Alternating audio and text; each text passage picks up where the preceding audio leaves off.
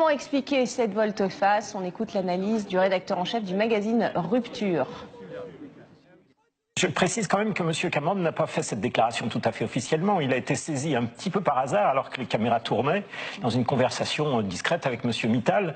Et donc l'aveu n'en est que plus probant. Absolument. Sachant qu'il vient quand même de l'ancien Premier ministre, c'est-à-dire celui qui était en quelque sorte le chef de la campagne anti-Brexit. Oui, fervent défenseur de l'Union européenne. Fervent défenseur de l'Union européenne, fervent défenseur de faire rester son pays à l'intérieur de celle-ci. Et donc cet aveu, finalement, correspond bien à la réalité. Alors, bien entendu, du côté de Bruxelles et du côté de l'Union européenne, on a, dès le vote de juin 2016, considéré qu'il fallait punir les Britanniques pour cet acte, en quelque sorte, d'indiscipline et de rébellion.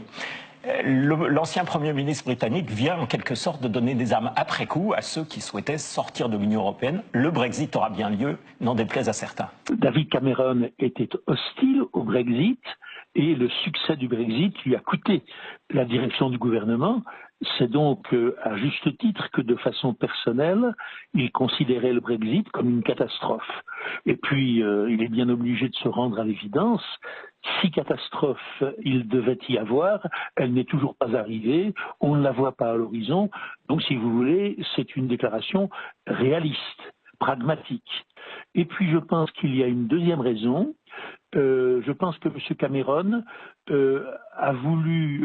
a craint, s'il persistait dans une attitude négative et boudeuse, de se couper, en somme, du parti qui a toujours été le sien, du parti conservateur, et d'avoir l'air d'un mauvais perdant qui,